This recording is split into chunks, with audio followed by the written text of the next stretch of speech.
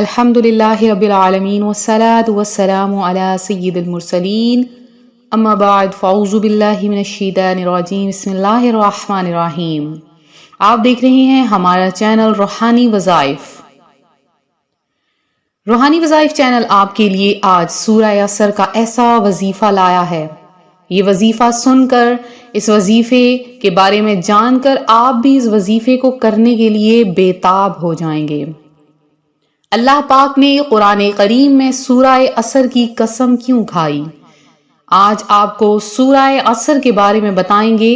آج کی ویڈیو بہت خاص ہے، ہماری ویڈیو کو شروع سے لے کر آخر تک آپ نے دیکھنا ہے۔ وَالْعَصْرِ إِنَّ الْإِنسَانَ لَفِي خُسْرٍ إِلَّا الَّذِينَ آمَنُوا وَعَمِلُوا الصَّالِحَاتِ وَتَوَصَّوْا بِالْحَقِّ وَتَوَصَّوْا بِالصَّبْرِ۔ قسم ہے زمانے کی، یقیناً ہر انسان خسارے میں ہے، بجز ان خوش نصیبوں کے جو ایمان لے آئے اور نیک عمل کرتے رہے، نیز ایک دوسرے کو حق کی تلقین کرتے رہے اور ایک دوسرے کو صبر کی تاکید کرتے رہے۔ تو اللہ پاک نے کیوں فرمایا کہ انسان خسارے میں ہے؟ انسان جسے سمجھ بوجھ عطا کی گئی، آخر وہ زمانہ کون سا ہے جس میں انسان خسارے میں ہے؟ اللہ پاک نے ارشاد فرمایا ہے، اور کس چیز کے لیے ارشاد فرمایا ہے کہ انسان خسارے میں ہے؟ اس کی تفسیر کے بارے میں علماء کرام کچھ یوں نقل کرتے ہیں کہ انسان ہمیشہ تگ و دو میں رہتا ہے، کبھی پریشانیوں میں گھرا رہتا ہے۔ تو یہ جواب قسم ہے، اور انسان کا خسارہ اور ہلاکت واضح ہے کہ جب تک وہ زندہ رہتا ہے اس کے شب و روز سخت محنت کرتے ہوئے گزرتے ہیں۔ پھر جب موت سے ہمکنار ہوتا ہے تو موت کے بعد بھی آرام و راحت نصیب نہیں ہوتی، بلکہ وہ جہنم کا ایندھن بن جاتا ہے۔ ہاں، مگر اس خسارے سے وہ لوگ محفوظ ہیں جو ایمان اور عمل صالحہ کے جامع ہیں، کیونکہ ان کی زندگی چاہے جیسی بھی گزری ہو، موت کے بعد وہ بہرحال ابدی نعمتوں اور جنت کی پرآسائش زندگی سے بہرہ ہو جاتے ہیں۔ آگے اہل ایمان کی مزید صفات کا ذکر بھی اسی صورت میں کیا گیا ہے، یعنی کہ شریعت کی پابندی اور بری چیزوں سے حرام اور حلال کی تمیز کرنا اور حرام سے اجتناب کی تلقین کی گئی ہے۔ اس کی پانچواں جو اس کے بارے میں بتایا گیا ہے، یعنی مصائب اور آرام پر صبر، مصائب تکلیف وغیرہ پر صبر کرنا۔ اب انسان پر بہت سی ایسی چیزیں آ جاتی ہیں جہاں پر اسے صبر کرنا ہوتا ہے۔ اگر واویلا مچانا شروع کر دے تو اللہ تبارک و تعالی کی ان چیزوں کو وہ جھٹلاتا ہے۔ اب جیسے کہ موت پر حق ہے، اگر موت پر واویلا کرنا شروع کر دیا جائے تو یہ بھی غلط ہے۔ ہمیشہ صبر کی تلقین کی گئی ہے۔ کبھی کوئی پیاری چیز انسان سے چھین لی جاتی ہے، اور وہی پیاری چیز جس کے بارے میں وہ بار بار آزمائش میں مبتلا ہوتا ہے، پھر وہی چیز اس سے چھین لی جاتی ہے یا اسے عطا نہیں کی جاتی، تو بس اللہ تبارک و تعالی انسان کو فرماتا ہے کہ وَتَوَصَّوْا بِالْحَقِّ وَتَوَصَّوْا بِالصَّبْرِ، کہ صبر کی تلقین کی گئی اور فرمایا کہ صبر کرو، کہ لذت و خواہشات کی قربانی پر صبر کرو۔ صبر بھی اگرچہ تواصی بالحق میں شامل ہے، تاہم اس خصوصیات سے الگ ذکر کیا گیا ہے جس کا اس کو شرف و فضل اور فضائل وغیرہ حاصل ہوتے ہیں۔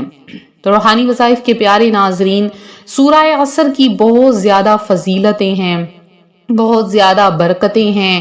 جو کوئی سورہ عصر کو اس طریقے سے پڑھتا ہے، جو چاہتا ہے کسی کو محبت کے لیے، کسی کے لیے سورت یہ پڑھتا ہے تو بہت زیادہ مفید ہے۔ اس سورت کو اگر 7 مرتبہ پڑھ کر پانی پر دم کر کے مصیبت زدہ کو پلا دیا جائے، اس کی پریشانی دور ہو جاتی ہے۔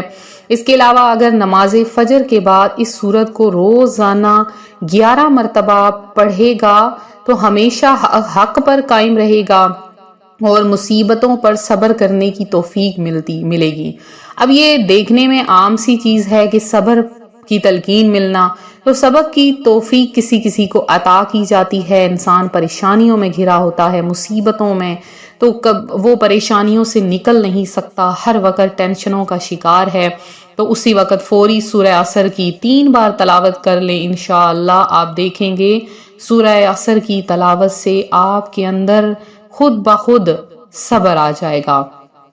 پھر جو چاہتا ہے کہ آپ کے گھر سے، آپ کی زندگی سے آسیب کا خطرہ ٹل جائے، آزمائشوں کا خطرہ ٹل جائے، پریشانیاں ختم ہو جائیں، کیونکہ ہر کوئی یہ چاہے گا کہ اس کی زندگی میں پریشانیاں ختم ہو جائیں۔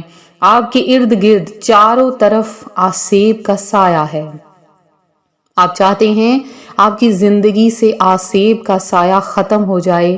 وہ کیسا آسیب ہے؟ وہ نحوست کا آسیب ہے، وہ آزمائش کا آسیب ہے، وہ پریشانیوں کا آسیب ہے، وہ ایسا آسیب ہے کہ جس نے آپ کی زندگی کو پریشان کر رکھا ہے، جس نے آپ کی زندگی میں ہلچل مچا کے رکھی ہے، جس نے آپ کی زندگی کو پریشانیوں کی، ٹینشنوں کی، آزمائشوں کی راہ پر گامزن کر رکھا ہے۔ اس آسیب سے آج چھٹکارا پا لیجئے۔ آپ نے کیا کرنا ہے؟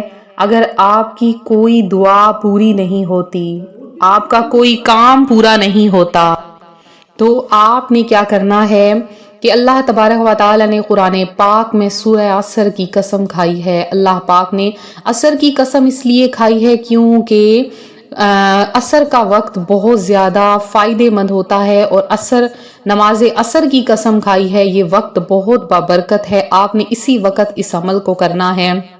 آپ نے سب سے پہلے نماز عصر کی ادائیگی کرنی ہے۔ نماز عصر کی ادائیگی کرنے کے بعد اب چاہے تو آپ جائے نماز سے اٹھ جائیے، چاہے تو وہیں بیٹھے بیٹھے عمل کر لیں۔ آپ نے کیا کرنا ہے؟ سب سے پہلے تسبیح کو ہاتھ میں رکھنا ہے، اور آپ نے صرف اور صرف 11 بار کوئی سا بھی درود پاک پڑھ لینا ہے، اور پھر آپ نے سورہ عصر آپ نے اس کو پڑھ لینا ہے، صرف اور صرف 2 تسبیحات۔ درمیان میں آپ نے کسی سے گفتگو نہیں کرنی۔